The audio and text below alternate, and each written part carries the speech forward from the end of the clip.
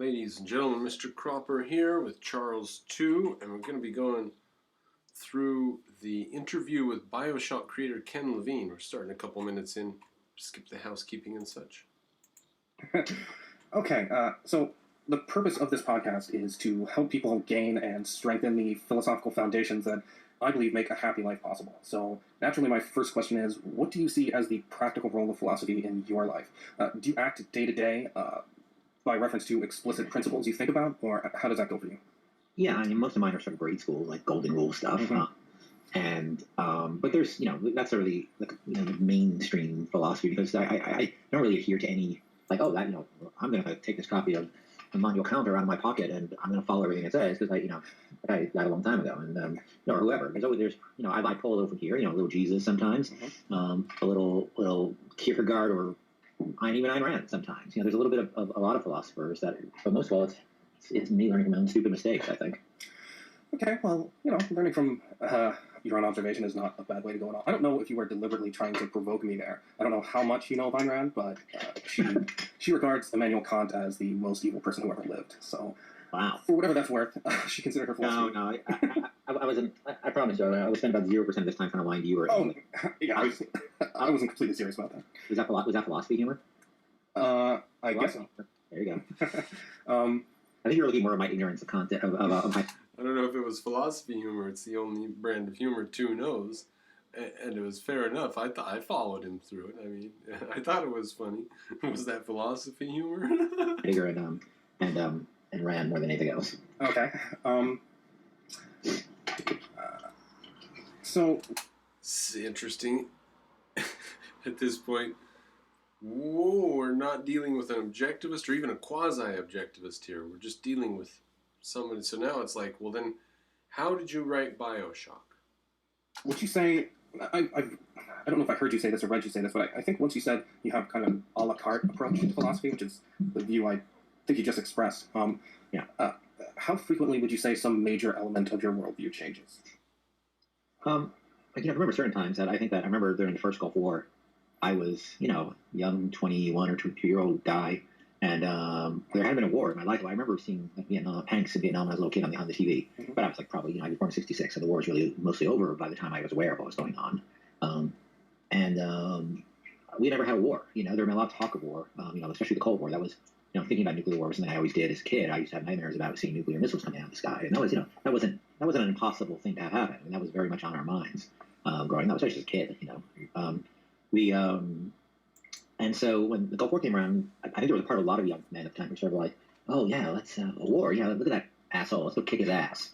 But part of me was like, oh, I know that's really fucking stupid. And so I was like, well, but it would be kind of an adventure. And I think that was the very last time that I supported any military action that we've taken. Even that's consistent. That's not just that was Bosnia. That was Iraq. I really became quite anti-war after that. And I think gaming actually had a lot to do with it. I think that I remember playing this board game called Squad League when I was a little kid.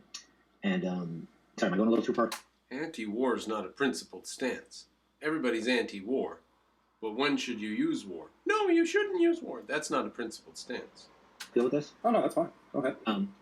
Squad Leader, and I remember, it's like one of the board games, you move the cardboard chits around, it's like the Germans versus the Americans in World War II. You roll the dice, and there's all these tables you look up, and it's very complicated. But I remember when a squad got killed, and I was like, 11 or 10, 11, 12, something like that, and I was like, boom. Oh, wait a minute, those are like actual people. That's like 8 young guys dead. That's really weird. I thought of that for a long time. And that's probably like really strangely my first anti-war moment. And so that was a big change. Then when the Gulf War happened, then I was like, well, that wasn't really great. And that was it for me. So I think my views on the nature and the wisdom of international military conflict changed at the time. I think it was a lot due to wisdom. My view on the wisdom of it, even more than the view on the morality of it, because morality is a lot of ways people can argue morality, but I had always assumed that growing up that America was generally on the sort of the side of the right. And once you move to the moral question, is did they really know what they were doing? Like, there's all that stuff in the Cold War and all this stuff in the Middle East. Was that actually wise, let alone moral? And the whole moral question is completely valid, another topic. But I think that really changed me. That it seemed like it wasn't a really great idea from a policy standpoint. Well, that's interesting. So if all the stuff you just mentioned is unwise and immoral, everything done in the Middle East, unwise and immoral, Vietnam, Korea, unwise and immoral, then What? Therefore war is bad? Therefore anti-war? See? It's not a principled stand, and that doesn't follow. Okay, so you were more affected by the impracticality of it. It didn't seem to be getting the consequences that people claim they were aiming for. Well, there's two ways I think to look at policy, right? Whether it's economic policy or military policy is does it make sense from a policy standpoint? From a practical standpoint, does it make sense from a moral standpoint?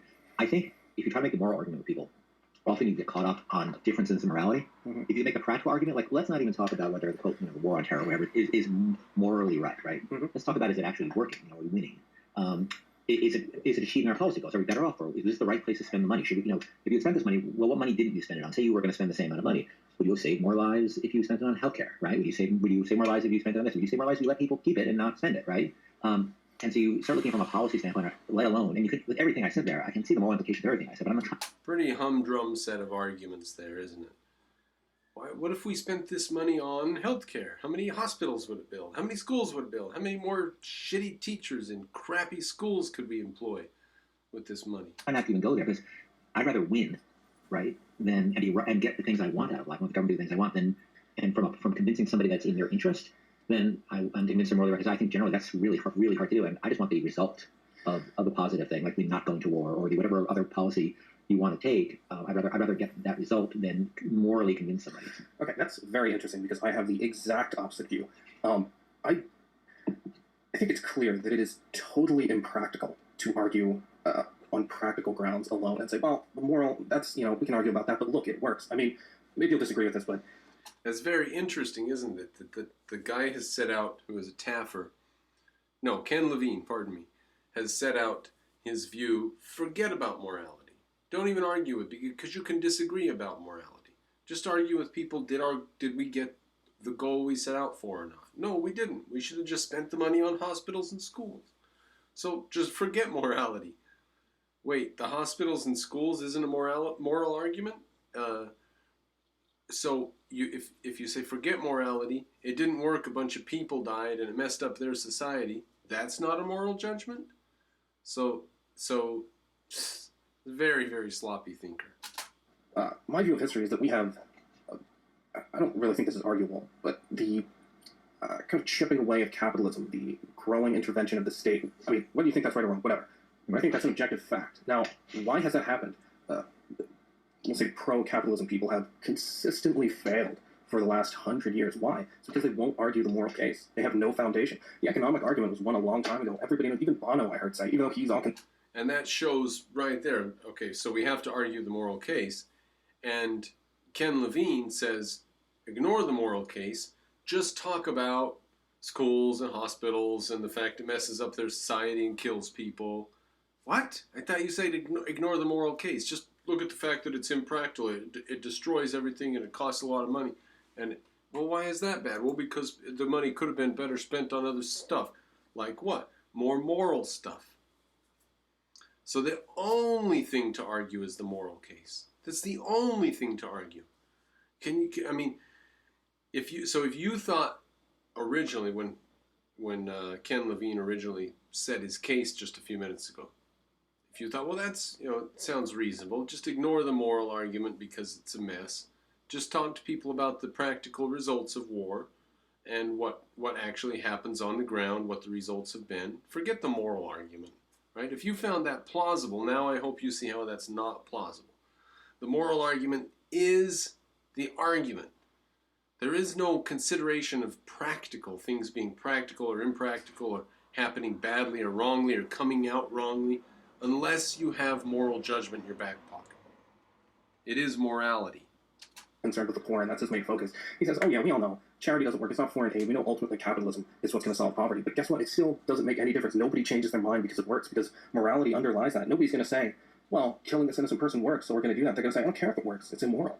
I think when you said that capitalism works, I don't think you've been talking to the same people I have, because I would agree with you. Like my general, I'll talk about the policy, why I think from a policy standpoint. But from a moral standpoint, I would say that many people I interact with online certainly really view capitalism as an evil. And I interact with all kinds of people, but I do interact with some people very much on a socialistic bent or some even on a communistic bent, and they view capitalism as an evil. And generally, instead of making a moral argument with them, because I'm not going to change their mind on that.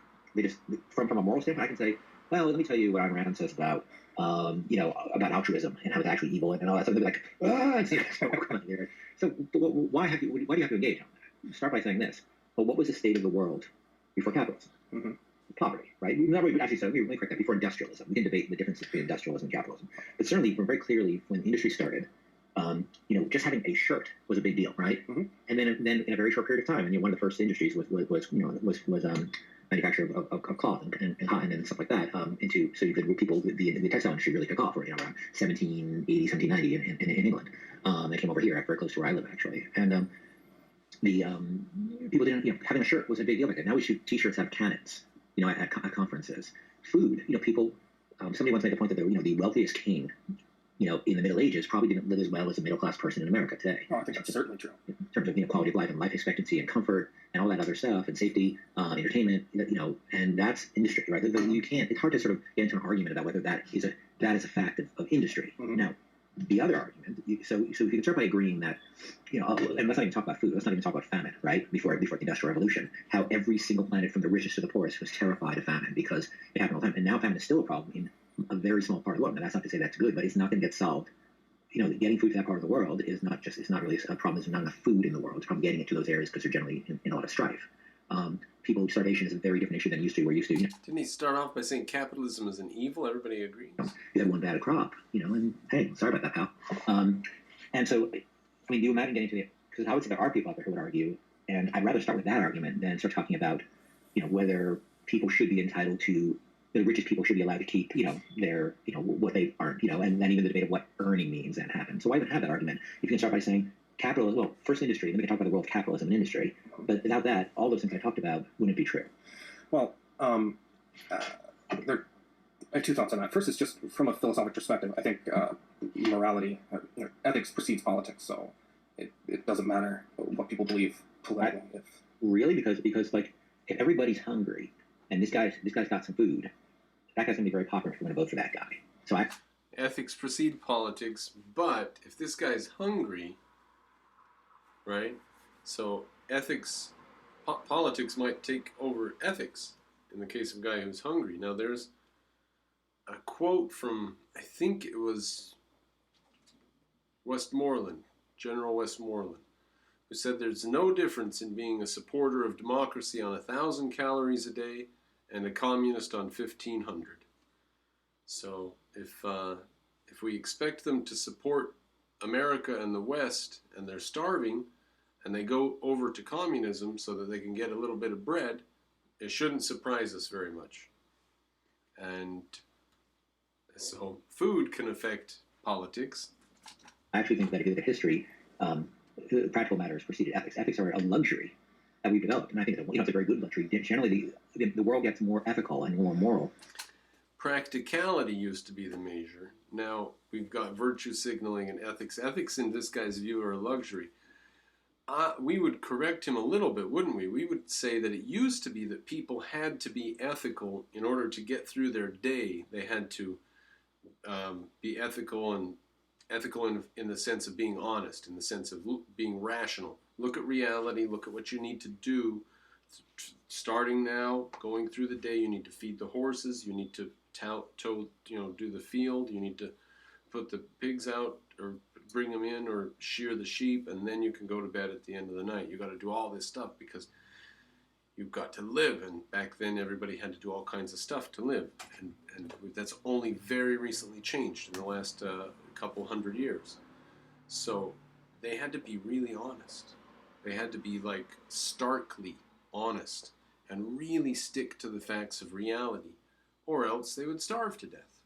So in a certain way, reality forces morality on you. And we can all have a fantasy of being shipwrecked on a desert island with our worst enemy and seeing them be a bungling idiot in this situation, or at least I have that, because I think that my worst enemy would be a bungling idiot in this situation. As our inventions allow us to. I mean, there was no concept of ethics for people from the first city, and there was no first city until there was agriculture, because there couldn't be a city. That's a technology. Well, I mean, human beings have been around for... Sorry, in his perspective. Damn it. Yeah, yes, but in it's that so wrong that That eventually skipped whatever forward part of a it's right. long ways, didn't Does it really matter anymore? it? So why do you have to engage? Start by saying this. Well, what was the state of the world before capitalism? Mm-hmm. Poverty, right? And then start talking about, whether people should be entitled to, the richest people should be allowed to keep, their, what they earn, and then even the debate of what earning means then happens. So why even have that argument? You can start by saying capitalism, well, first industry, then we can talk about the role of capitalism and industry. But without that, all those things I talked about wouldn't be true. Well, there I have two thoughts on that. First, it's just from a philosophic perspective. I think morality, ethics precedes politics, so it doesn't matter. This is about where we were. Politically, Really, because like if everybody's hungry and this guy's got some food, that guy's going to be very popular if you're going to vote for that guy. So I actually think that if you look at history, practical matters preceded ethics. Ethics are a luxury that we've developed, and I think it's a very good luxury. Generally, the world gets more ethical and more moral as our inventions allow us to. I mean, there was no concept of ethics for people from the first city, and there was no first city until there was agriculture. As our inventions allow us to. Wrong. Our inventions come from acting moral, and that allows us wealth. It allows us to be immoral. So he's got it wrong. Our wealth doesn't allow us to be moral. It allows us to be immoral. Like we used to be, we had to be moral. You had to wake up in the morning and be moral all day in order to put food on the table. Now there's so much wealth around, you can be dishonest, you can be immoral, and get a good paycheck. There's too much wealth around. There couldn't be a city. Not too much. That's a technology. Well, I mean, human beings have been around for something like 200,000 years, and certainly industrialism or capitalism would have been just as practical back then as today. So if it's really practicality that drives things, I don't know why things didn't get going for 199,000 years. Get going in what sense? Get going in the sense of developing a political system that establishes freedom. Well, because if it's practical.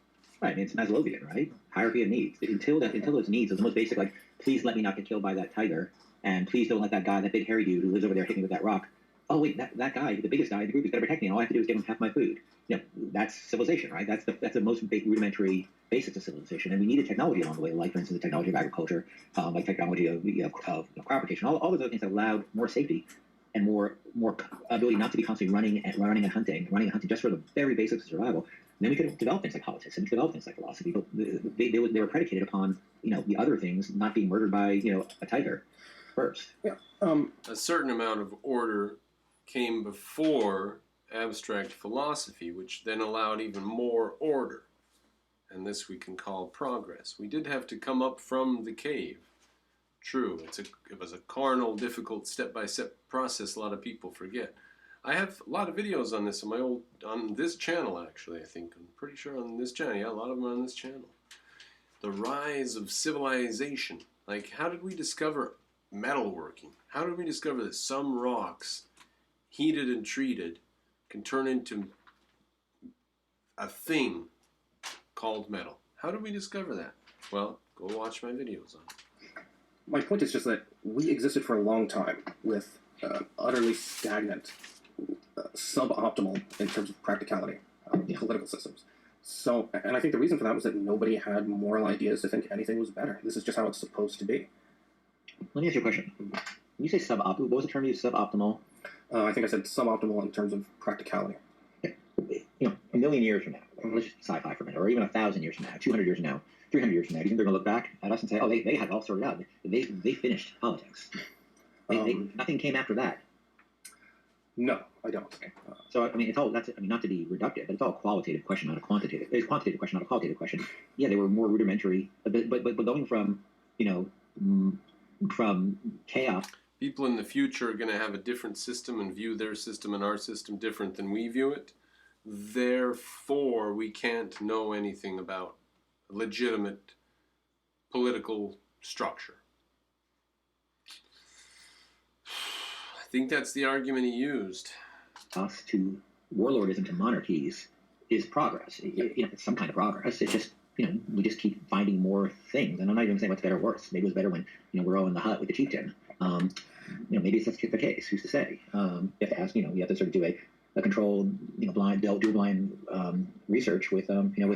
Maybe being in the hut with the chieftain is better. I've said this a couple of times. I said, freedom is what I'm in favor of, freedom's not going to make a lot of people happy. I mean, a lot of people are going to be unhappy when they come into this free society and their strip clubs and people are drinking alcohol and women are wearing bikinis and there's pornography available. People are going to be upset about this. And there's not only this political party, but that political party and the other political party. People are going to be upset about what happens in a free country.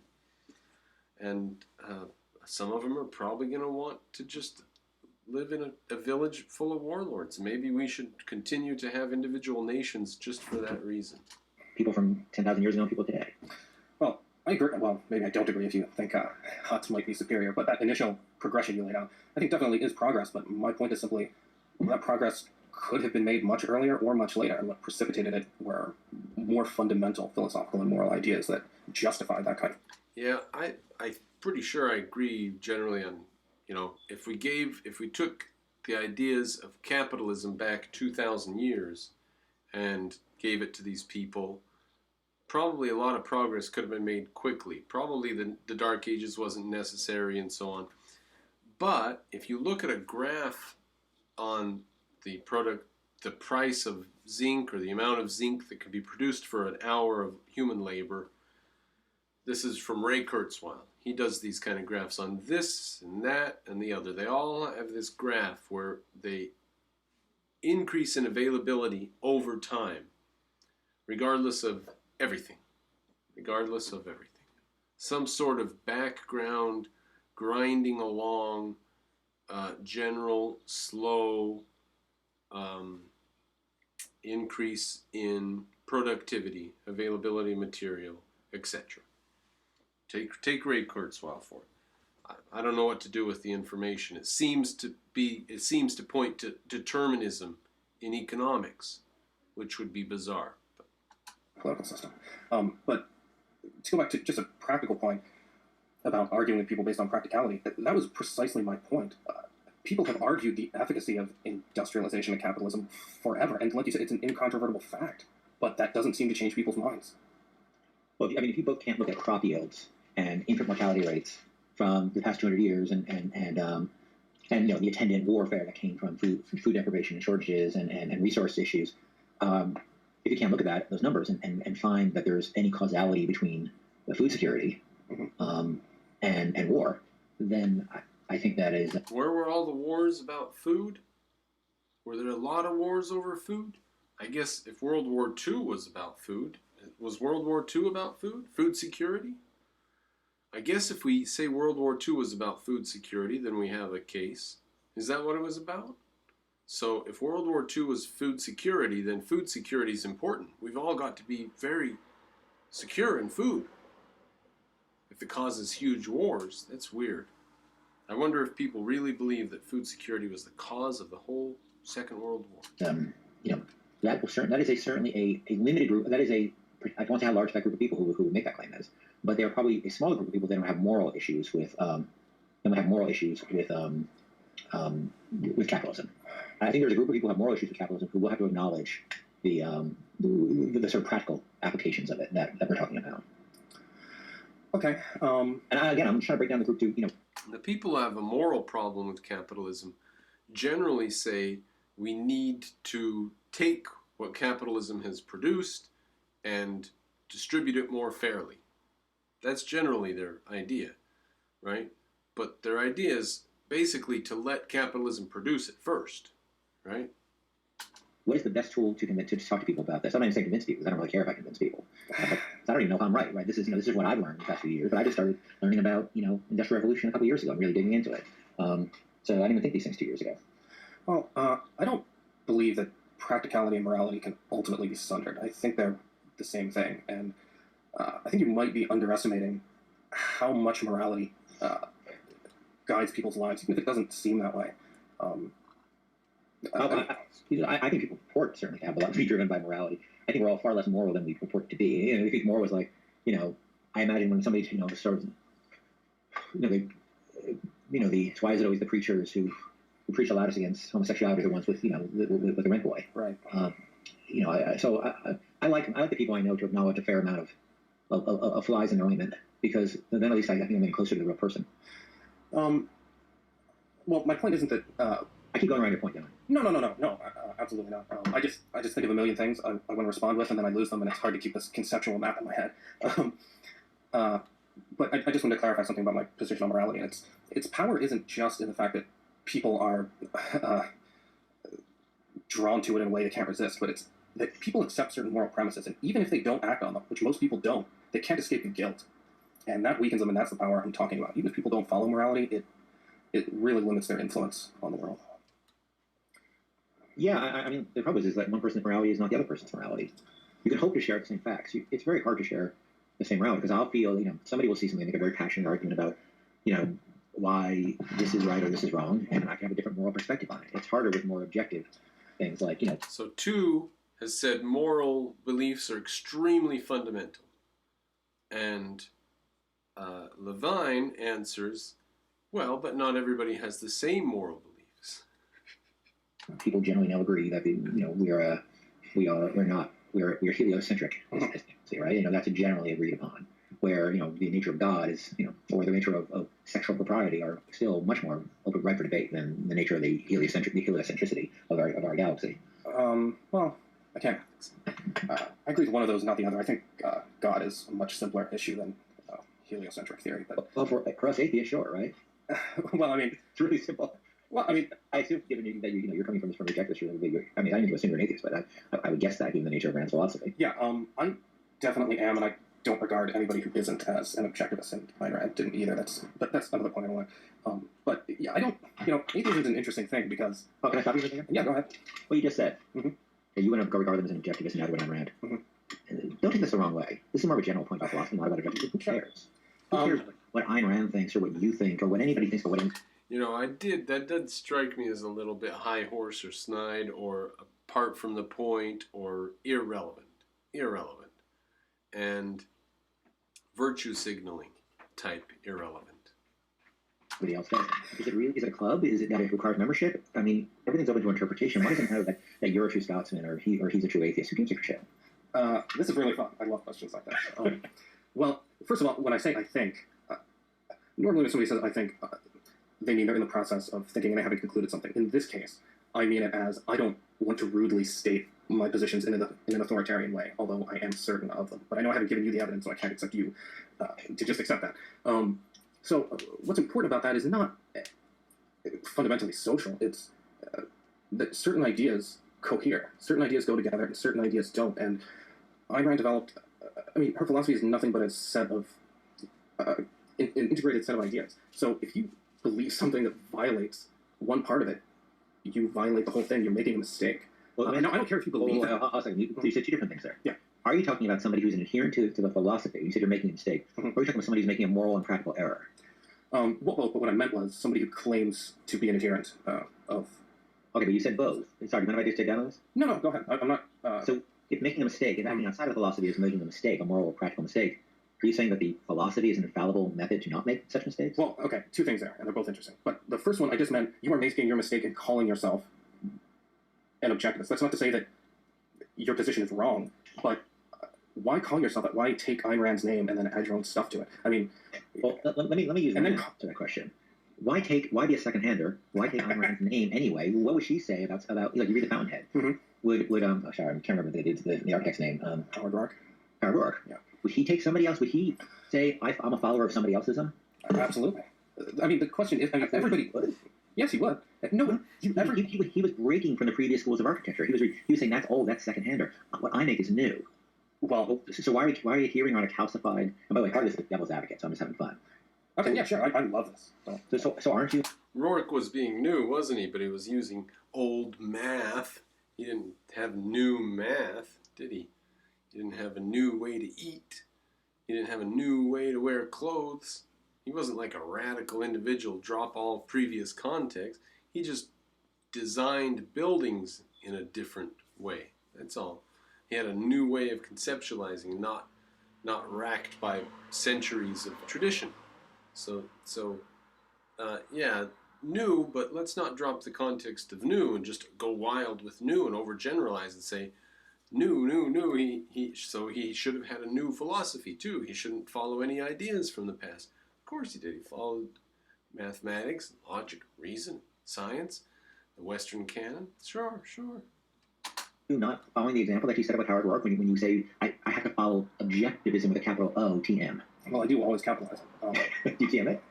No, but I mean, that gets into my views on copyright, which I thought about asking you, but I had too much stuff on it. You can ask. I'm not boring.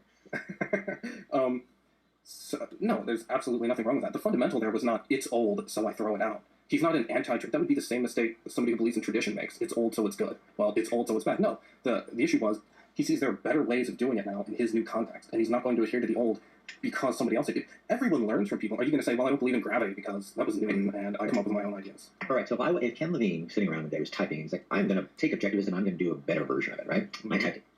And you read it, and you're like, Ken's ideas really are excellent. Mm-hmm. They really supersede Rand's here. Mm-hmm. I view this as proper objectivism. Did you see that happening? Okay, well, you have to clarify here.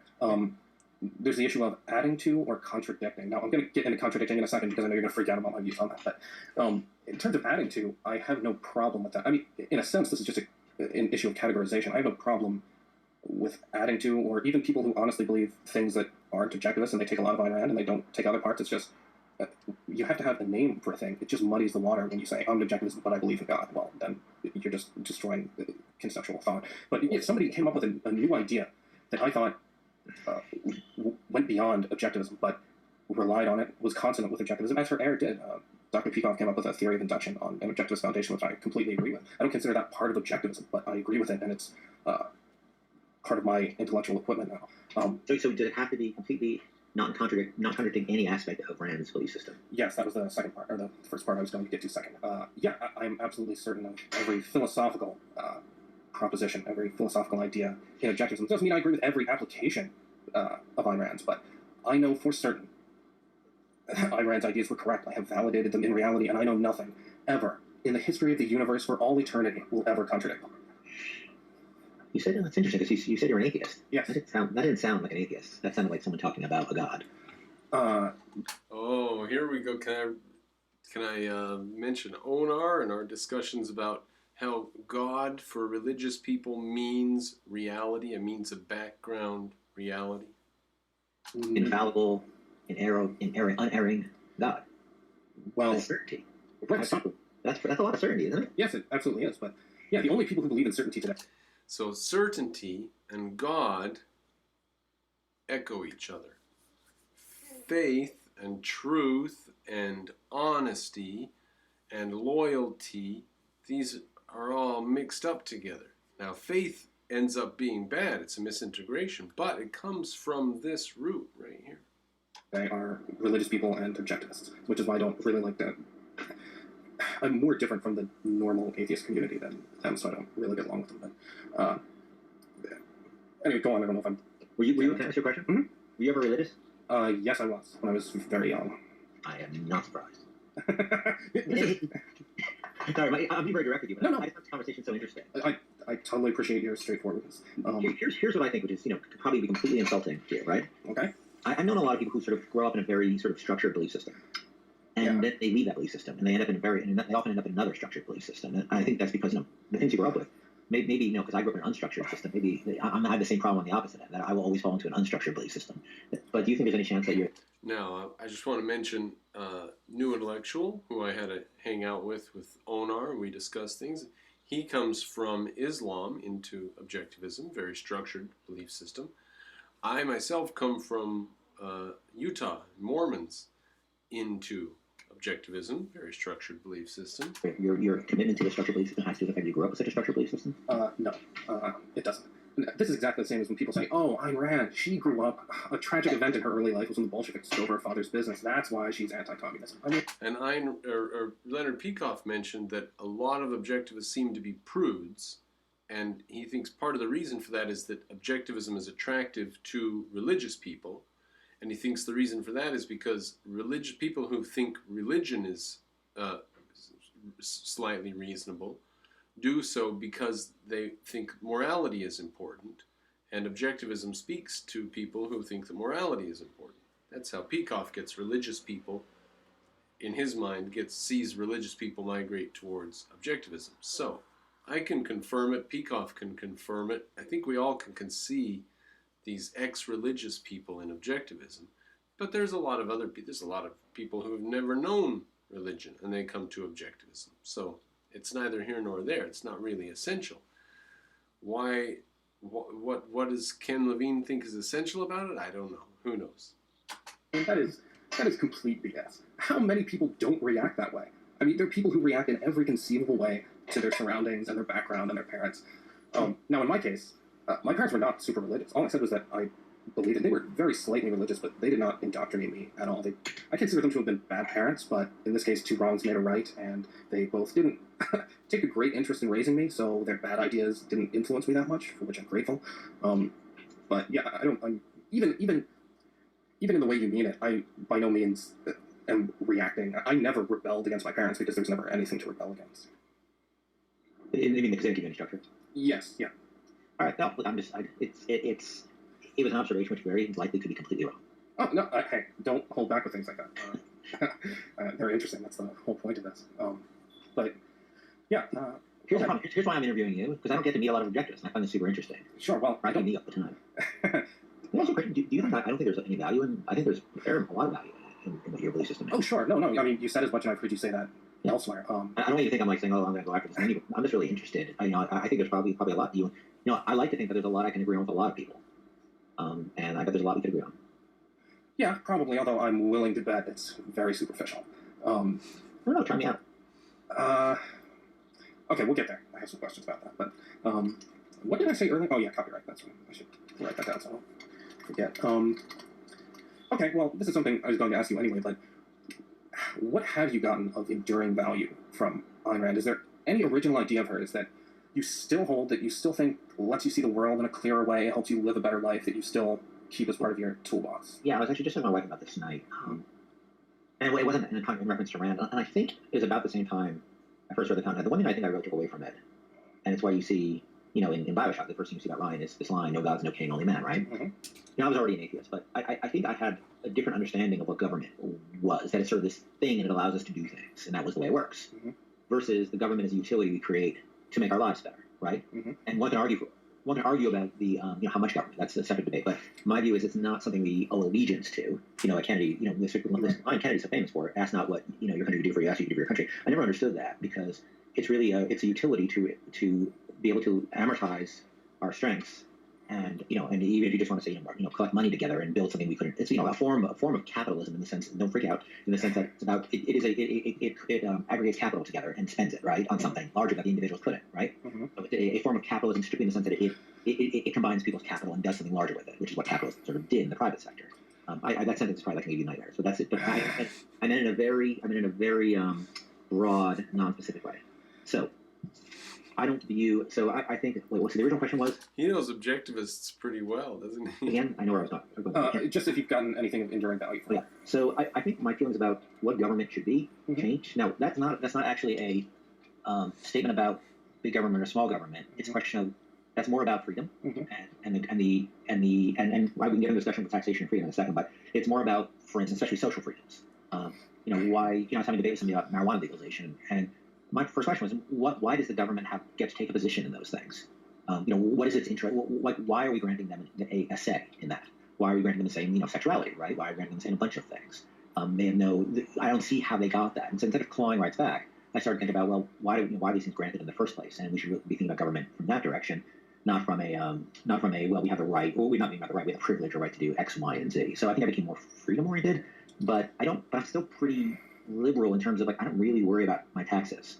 And trust me, I made some money and I ran a company for many years. I spent a lot of money on taxes. I've been a quote job creator for years. I tend to worry more about corporate welfare than I do about individual welfare. If I'm going to waste money on something, I'm not saying once, I'm not even saying this with me, but say it was all wasted. Say all welfare was wasted. You take everybody's anti-welfare, various types of welfare arguments, but I'd rather be wasted on people who don't have a lot of resources. Now, and so that's a weird combination of things. You certainly couldn't call me an objectivist, but the fact that I believe that the government is very, very... if we're going to waste money, we want to waste it on people who don't have a lot of resources instead of corporate welfare. Well, unfortunately, that would be holding those poor people down. Every time you give them something, you prevent them from even trying or wanting to get it on their own. So you damage them. It's way too overpowered. The fact that I still believe in capital, that I still believe in capitalism, I still believe in industry. What the hell am I? I don't know. I'm like a combination of 6 things. I think that just makes you a modern, typical advocate of the mixed economy. Now, it's interesting, and everybody does this. We talk about it, even conservatives talk about it in terms of big and small government, but that's, like you mentioned about something we were talking about earlier, it's not a quantitative issue here. The point is, what is the purpose of the government, not how big is it? And so what is its purpose, in your view? In my view? Mm-hmm. You ask me different days, I'll give you different answers, but in general, its purpose, the primary purpose is its utility to make our lives better. Now, what that means, what makes our lives better, is obviously a huge debate. But I think I'd like to start by saying, if we all can agree that's the purpose, let's stop talking about allegiance to it, right? And saluting flags. Those are things that I really take issue with. In fact, I've been before Colin and Kirkpatrick came along, I've been a non-flag saluter for a very long time, mostly because I object to the concept of it. That and I'm a student of history, and I've read more history than probably 99.9%. I can name battles, I can name leaders, I can name this, I can name that. I can talk about the extraordinary sacrifices and privations they took on. I went through that stage in high school where I didn't want to stand up for the Pledge of Allegiance. And I said, no, I don't care about the flag. I care about the Constitution, the ideas in the Constitution. Now I'm slightly less upset about it. The flag stands for the Constitution of the United States of America. So I'm not so upset about it anymore. But when I was in high school, I said, what do I care about a flag? What do I care about a piece of material? But it's not just any piece of material. It's the material with the 50 stars and the 13 stripes. So it's not just any piece of material. I don't tie that to a flag. I tie that to those individuals and I honor those people by reading about them and knowing about them, remembering them. So the role, I think we start by saying it's a utility. It's basically a boring utility, and we should treat it as such, not some kind of venerated concept of something we should die for. But how does it serve us? We're people. The people matter, not the. Hundreds of years in the future, I can imagine some poor dystopian future where everything looks like Nazi Germany, Soviet Russia, and Communist China, and Sub-Saharan Africa. That's the whole world. And there will be some little enclave of freedom somewhere flying the American flag. They won't know exactly what it's about. They'll just know that the stars and stripes means that in this area where the stars and stripes obtain, nobody tells anybody else what to do. We all just go about our business. Out there, you have to follow all their rules and do whatever they say, tradition and whatever they have. But in here, we just do whatever we want. I can imagine a dystopian future where, so in other words, these things are worth dying for. They're worth fighting and dying for. It's not just what makes our life better. It's the difference between being able to go to the shopping mall or dying in a gulag. Pretty big difference. Not the structure. Okay, I find that a very mixed attitude. I'm glad, insofar as she helped you to realize that the government is not an end in itself, but serves an end. That's great, in my view. No, I don't think it's logically required to go from that to thinking there's no value in saluting the flag. I mean, in my view, no, this is incidentally only true of America, but countries, in the explicit sense, but I mean, you're not saluting a patch of ground or a geographic area. You're saluting the ideas that the country represents. I like where he says this is incidentally only true of America, which I've said before. I said if you're in France, you should be an American patriot in France. If you're in Pakistan, you should be an American patriot in Pakistan. Everybody should be an American patriot. So, yeah, but I don't need a public test for that. I don't need to stand. There's a reason people stand in the public square and do it in unison. I'm not comfortable with that. I will talk to you about America forever. I will go. You want to go through every decade of the 18th and 19th and 20th century? We definitely have to maintain the right, the freedom to not salute and not stand, but you should be able to fire somebody from your company if you don't like the fact that they won't stand, but put a little leeway for the fact they might be making a mistake as an individual, which is where I was when I was 17 years old. Century in the late half of the 18th century, I'll do that with you. But I don't want to stand in front of a symbolic piece of cloth in front of all my neighbors and have to show that I'm on board. I mean, I understand resentment against feeling to be made that you have to, but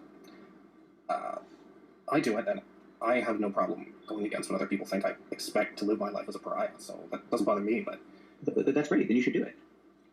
I just don't understand. Do you think It doesn't matter what I think. Who cares what I think? If if you're happy with it, you should absolutely do it. I can tell you why. I can tell you. I mean, I just told you why I have philosophical issues with it. Why I think it's shallow and not actually a reflection of understanding of the destiny, or well, not even sorry, destiny is the wrong word. I don't believe in destiny, but the history and the sort of meaning of the country, and understanding the Bill of Rights, understanding the Constitution, understanding how the revolution happened and what it was about. That's more important to me than symbolism. Look, but I feel the same way about like ceremonies, graduations, and weddings, stuff like that. That they're a very tiny part of what really matters, and the things that matter are ineffable. My marriage is so much more important to me than my wedding was. The marriage, it's a symbol of something, and it's not the symbols. I don't care about symbols. You consider yourself one of those people? Don't care about symbols. That's a rough position. I think he's just he's just got a philosophical angle in there. I bet he does care about symbols. I'll bet there are some things that are symbolically very, very important to him. I'll bet he's just mistaken there in his statement. Who says they don't like labels? Well, I don't like teams. I don't like feeling like you're with us or against us. I don't like feeling that I think people use an axis of a team to set up to invalidate certain positions. Like say left and right. This is left or right. Well, politics is not really it's not a line. It's a rectangle, or maybe like a polyhedron, right? In terms of where your beliefs can fall. Politics tries to create it. When somebody says it's a left or right continuum, it's strictly left or right, economic left and right continuum, and nothing more. They're dictating the rules of the engagement, aren't they? Yeah, I mean, they're conceptualizing reality in a certain way. Now, I happen to believe it is a bipolar continuum. I don't think left and right accurately reflects it. That's just an accident of history, as I'm sure you know. You seem like a history kind of guy, but it just seems to me you don't like symbols, you don't like labels. At a certain point, it starts to seem like you don't like integration per se. You don't like concepts. You don't like putting things together. Everything is case by case, sui generis, and one of a kind. No. I think there are some very good, broad, consistent principles. Like I said, golden rule: be bound when you want something to happen in the public sphere. Make sure you're willing to be bound by it as well. That is a great principle, right? That if you want somebody to not be able to talk, you should allow yourself not to. You should be comfortable with other people telling you not to talk. If you want to tell other people how to run their sex life, well, you better be comfortable with other people telling you how to run your sex life. But I think the reason those principles are powerful is they're consistent, right? And they are. That sounds like Immanuel Kant's categorical imperative, doesn't it? Natural constraint on our more dictatorial impulses. Yeah. The problem I have with the golden rule is just that it's subjective. I mean, you can do anything you feel like you would want done to you. That's, in my view, that's not a solid foundation. I'm sorry. I don't believe we live in the world of perfect philosophies, right? So I start with something that I think is imperfect, right? Which is, so there's no perfect philosophy, and so the best thing is that and the problem with the golden rule probably falls apart in places in fairly perverse cases, like somebody who's suicidal who would think it'd be okay to kill other people, right? Mm-hmm. Not in reality, because suicidal people aren't homicidal, but in the philosophy said it would be allowable to be homicidal if you were suicidal, right? Mm-hmm. But that's a pretty perverse case.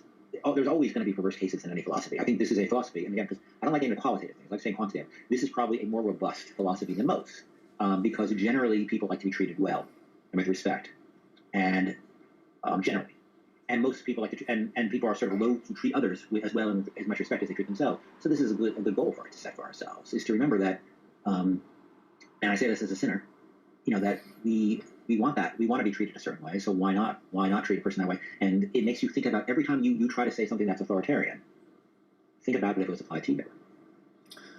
Well, I think a lot of people want some pretty bad things for themselves. A lot of people do just want to be told what to do, and they think it's okay to tell other people what to do on that basis. Well, no, like, what depends who's telling them what to do. Like, for instance, say I assume you're talking about somebody on the left who wants the government to tell them what to do. Now, if I came in and I told them, some things you probably think they're very foolish about, like, I think they're like happy to spend their tax money. But if I say to them, give me your children so I can sell them at the store, they're going to say no, right? Mm-hmm.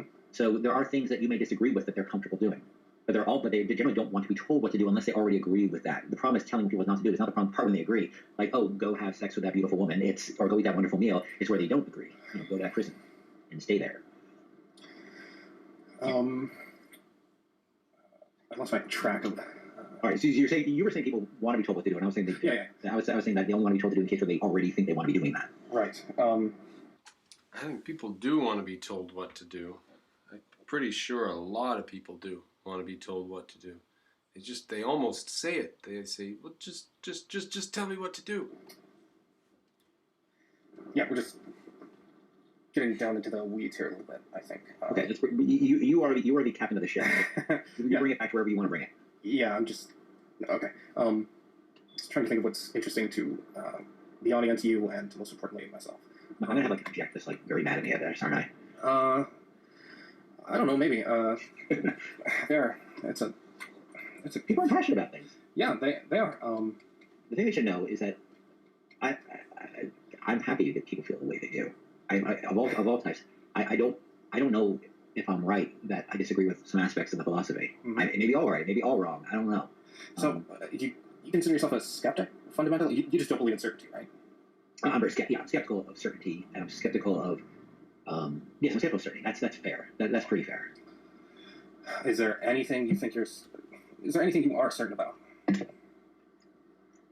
Like the thing I'm most passionate about, probably philosophically, politically, is the First Amendment, because the First Amendment is it's partly about skepticism, right? It's that everybody gets to talk, even the people who you don't agree with, and because those people you could be wrong, and I think that if man has had a long history of anything, it's quite often a long history of being very, very wrong for a very long period of time.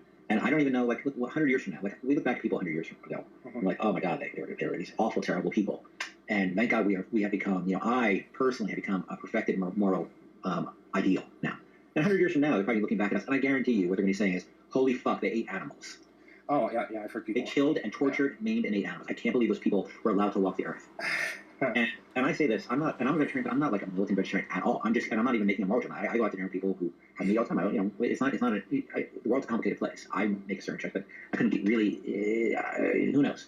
The world's a complicated place. But in 100 years, guess what? The technology is going to allow us, soon the world doesn't blow up, but the technology is going to allow us not to, eating animals is not going to make sense anymore from an economic standpoint. But isn't that a change of context? I mean, they couldn't look back and say, oh, you were so evil. It's a completely different context. We don't have that technology, right? Well, no, I mean, everybody can be vegetarian today, conceivably. I mean, I am. It's not rocket science. Yeah, but I take the essence of your point to be that people will look back and say we did things wrong without knowing it. But you can't make omniscience the standard of perfection. You can only do what you know. If you do that, in my view, you're perfect. Right, but that's why I'm skeptical, is that we will continue as time goes on to realize our mistakes, right? And they will seem very obvious. Like, hey, we look back at these foolish idiots who pointed at the sun moving to the sky and said, it's a dude pointing on a chariot. And we're like, what fools? Views change with time, therefore our own views can have no solidity. Yeah, and probably 300 years from now, we're going to look back at our understanding. 100 years ago, Newton seemed like to have all the answers. 120 years ago, and then one day he didn't. And people are like, I'm sure in 1850, people were like, we have all the answers about physics. We're done. And then Einstein comes along, and all the other physicists come along and show we have no idea what's going on. And so, if you're really confident about where you are today, that's a lot. Physics isn't a really good example for him to give, maybe, because physics just builds on. And we might even make the case that economics and society in general builds on itself. So that might not be the best case. We might not be changing. He's looking at like the Hegelian dialectic. We go forward with A, and then it just gets destroyed and crumples into B. And now we go forward with B, and that crumples and gets destroyed and goes back to some other thing. It might just be layer upon layer upon layer building up over time. History, where people were fucking wrong all the time forever, and they just keep trying to get a little more right as time goes on. Well, I mean, there's a difference between being wrong and not knowing everything. If you specify where your knowledge begins and ends, that's fine. I mean, I don't regard Einstein to have proven Newton wrong. I mean, Newton was wrong about some things. He didn't prove him wrong. He just proved him incomplete. Right. And probably massively, massively, massively incomplete. To the point, maybe you can almost start to call it wrong. Well, I mean, I don't think you can call something incomplete wrong just based on scale. Well, look, I'll put it this way. Let me ask you that. So when the ancient Greek farmer looked up in the sky and he saw the sun moving across the sky in the heavens, and it was a man pulling with a chariot. Mm-hmm. Was he wrong about the sun being in the sky? No, he was partly right. The sun was in the sky in the heavens, but he was wrong about enough other things that it kind of doesn't even matter. That he was right about it being above him, sort of, in his perspective. Yeah, yes, but it's so wrong that eventually whatever tiny part of it's right, does it really matter anymore? The guy had faith that the chariot god was going to bring the sun across the sky each day. So does it even matter that his belief is wrong if it reflects reality and it's true? And to that extent, you can have a wrong belief it's actually efficacious as long as it reflects reality. Your belief for why, or your explanation of it ultimately, is wrong. However, you at least know this fact. And that's how some religions are. They know the fact that lying leads to disaster. They don't understand the psychoepistemology of it. They don't understand A is A. They don't understand philosophy, but they know lying leads to disaster. I mean, it mattered at the time. Newton enabled the Industrial Revolution, so, which I know some people are on the fence about still, whether that was a good thing. But well, I'm not one of them. So, and by the way, that doesn't mean everything that happened in the Industrial Revolution was awesome or good or great. It means as a net. Yeah, I mean, with the Industrial Revolution, it seems to me people drop the context of all of history, look at it and say, oh, look at poor people working in factories and choking on coal dust. Well, I mean, that's the equivalent of saying someone's so bad for rescuing a drowning victim. He didn't cause the drowning. He's rescuing the person. You can't just drop the rest of history. I mean, well, you brought up this whole point earlier about how bad most of history was, so I know I don't have to impress that upon you. Well, but to some degree, look, to be fair, I think that I agree with you about the net win of Industrial Revolution, but the way you described it just now was a gross win, a complete win, because you said that these people came out and rescued them. People were acting in their own enlightened self-interest, right? Mm-hmm. It wasn't like all those industrialists were particularly thinking about the others. And I don't think your philosophy would require them to, but I think it's quite the opposite, right? I don't know. That's a vague formulation. I don't want to commit to anything on that. Well, altruism is an evil, right? That really acting in your own enlightened self-interest is actually the moral, according to Rand, is the moral better of acting in an quote altruistic fashion where you're acting in somebody else's interest. Yes, but that doesn't preclude other people being values or even acting in their own interest if that's an intermediate. Altruism isn't acting in someone else's self-interest. It's acting in a way that damages you. Altruism is actually irrationality. Actually. For your own interest. It doesn't mean, I mean, it's not. If it means acting in a way that benefits other people, then selfishness is altruism. Because when you do what's best for you, other people benefit from it. So that's called capitalism. So that can't be altruism. Altruism can't be when other people benefit. It can't be. Because other people benefit most under capitalism. So is capitalism altruism? Altruism is not synonymous with benevolence. It means sacrificing something important to you for someone else who is not as much of a value as the things. Now see, objectivists don't have this solid. He says altruism is not equivalent to benevolence. It means sacrificing something that's of interest to you. That's too big of a sentence. Altruism is irrationality. If you use irrationality to devise your ethics, they will be synonymous with altruism.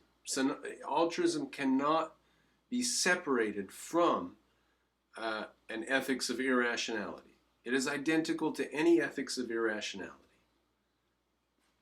Objectivists don't have this yet. I'm trying to spread this. Sacrifice. Right. So even that'll be Rand's formulation. Yeah. I mean, maybe dictionary too. So I think that's a good way of putting it. But I guess no. But in pure, actually, in dictionary altruism, it doesn't matter how big the thing. The fact that it's bigger, the thing you're sacrificing means more to you is actually more altruistic, right? That you give your life for somebody else, right? It's sort of that ultimate altruism thing. That how can anything have more meaning than that? Because without it, it's a sine qua non in terms of your perception of the universe. So yeah, I'm taking around the hill again on this. Maybe. We were talking about. You're debating with an amateur philosopher, right? So I don't really know where these things start and end. Right. I'm in a room with an expert, so I have to. As you can see, I may go in circles sometimes. Well, I just want to clarify the definition of altruism here. And it's just, I don't know if that sounds incoherent to you. The dictionary can get something wrong. Maybe you think definitions are all subjective. I do not agree with that. So I think they change with time often. Meanings of words, gay. Yeah, but words, the word doesn't matter. The word is just the auditory symbol that puts a seal on the concept. It's the concept that matters. But what is the concept? The concept is a bit of electricity going across the surface of our brains, right? Well, I'm not a materialist, so I don't think so. Okay. So the concept is supersedes that and has a objective meaning in your view, beyond anything. But there is a singular objective meaning. You aren't objectivists, aren't you? Of course, a definition would have one meaning. A is A, right? Right, exactly. Actually, I shouldn't go into irrelevant personal details, but yeah, go on. You talking about my Steve Ditko obsession? Oh, no, I meant I was just looking up who originated, trying to remind myself who first formulated A is A, and it was Antonius Arias, Andreas. So I just did that today. You brought that up. I'm sorry for that irrelevant point. No, but it's I was reading about about TV Coat, Mr. A. Oh yeah, I'm sorry. Yeah, of course. He my dog's named Kirby after Jack Kirby, but after that, there's Steve Ditko in my heart. All right, let's call that part If you have any one. questions about what you heard in today's episode, We will continue with part 2